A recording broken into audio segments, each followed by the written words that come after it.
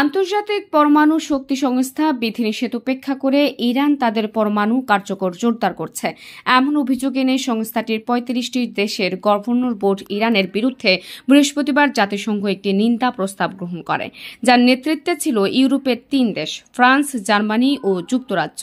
এবার এই ৩ দেশের সঙ্গেই বৈঠকে বসতে চায় ইরান। রোববার ইরানের পররাষ্ট্র মন্ত্রণালয়ের মুখপাত্র ইসমাইল বাঘাই জানিয়েছেন, শুক্রবার ইরান, ফ্রান্স, জার্মানি এবং যুক্তরাজ্যের উপপররাষ্ট্র মন্ত্রীদের সাথে বৈঠক অনুষ্ঠিত হবে। যদিও কোথায় এই বৈঠক অনুষ্ঠিত হবে সেটি পরিষ্কার জানাননি তিনি। পরে এক বিবৃতিতে পররাষ্ট্র মন্ত্রণালয়ের মুখপাত্র বলেন, বৈঠকে ফিলিস্তিন ও লেবাননের পাশাপাশি পারমাণবিক বিষয়সহ বিভিন্ন আঞ্চলিক ও আন্তর্জাতিক সমস্যা নিয়ে আলোচনা করা হবে। বাঘাইয়ের এই বৈঠকটিকে সবশেষ জাতিসংঘের সাধারণ পরিষদের বার্ষিক অধিবেশনের পার্শ্ব বৈঠকে দেশগুলোর সঙ্গে অনুষ্ঠিত আলোচনার ধারাবাহিকতা হিসেবে উল্লেখ করা হয়েছে।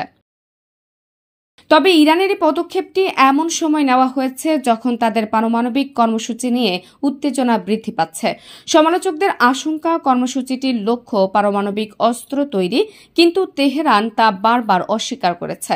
তাছাড়া সম্প্রতি আইএইএ প্রধান রাফায়েল গ্রোসি সম্প্রতি তেহরান সফর করে এসেছেন, যে কারণে ধারণা করা হচ্ছে সফরে উল্লেখযোগ্য অগ্রগতি হয়েছে।